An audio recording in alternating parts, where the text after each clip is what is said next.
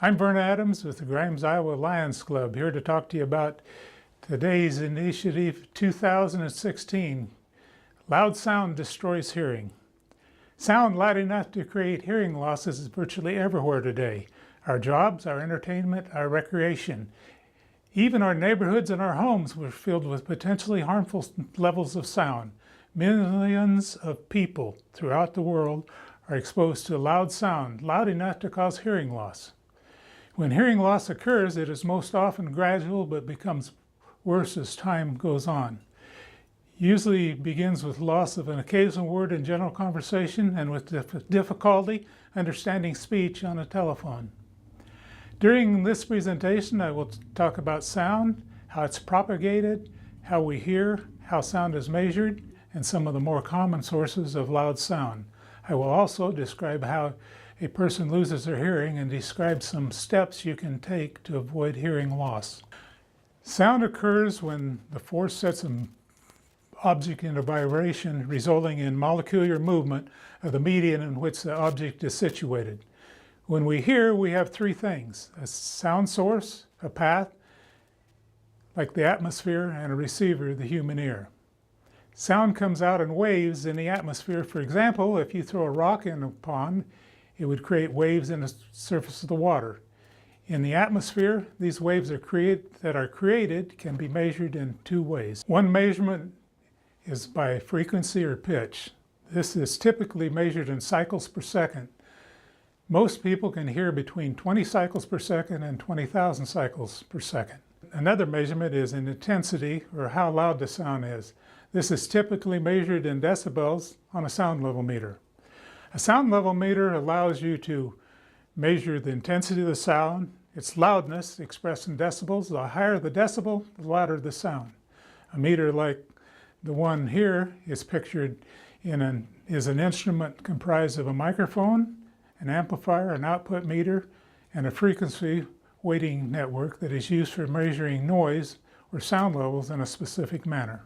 This sound level barometer is shown in scale in decibels. The scale ranges from 0 to 140 decibels. The least the human hears is actually 1 decibel. Normal speech is usually about 60 decibels when people are standing approximately 3 feet apart. A typical vacuum sweeper is about 75 decibels. A lawnmower is very loud at 80 decibels. A chainsaw at 100 decibels is extremely loud. At concerts, the music can be loud as 120 decibels or higher, which is just under the range considered to be painful. The threshold of pain in the human ear is 140 decibels.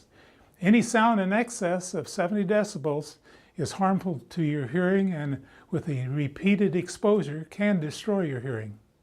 The human sound receiver, known as the ear, has three parts: the outer, the middle, and inner ear.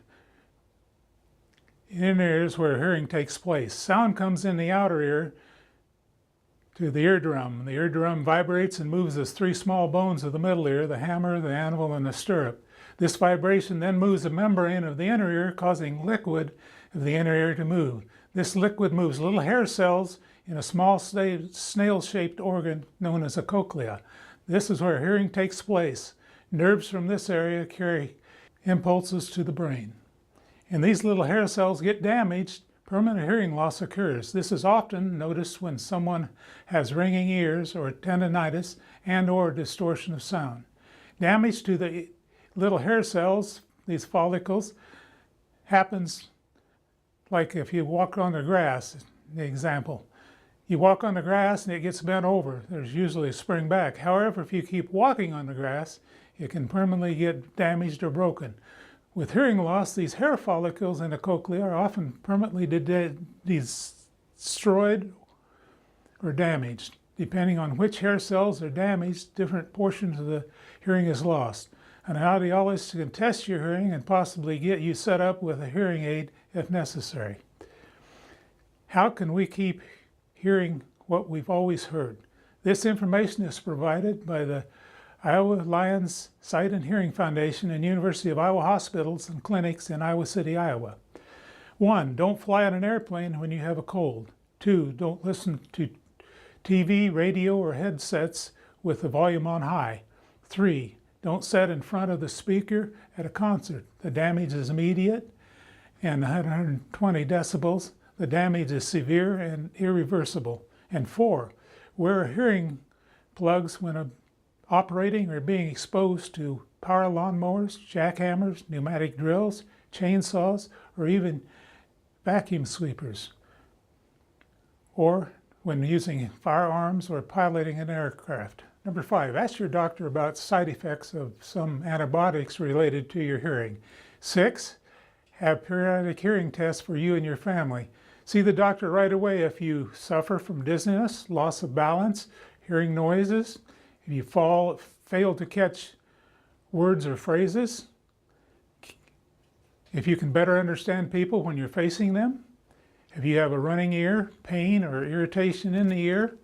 Don't probe in anyone's ear with cotton swabs, bobby pins, paper clips, or anything else. Only use swabs for cleaning the outer ear. Use dry out drops after swimming, showering, shampooing if the ears itch after these activities. This itching may be due to allergy or fungus. You should always use hearing protectors or earplugs in loud environment. If you are having problem in hearing normal conversation when you are in a loud environment, use the 3-foot rule. If you're standing only 3 feet from someone and having trouble hearing them due to loud sound, the sound is probably loud enough to potentially cause a problem with your hearing, and you should move out of the area. Remember, once your hearing is damaged, there's nothing you can do to hear normally again. So, people of the world, please join with the Lions Club of Grimes, Iowa in Initiative 2016, making people of our communities aware and reminding them loud sound is destroying our hearing.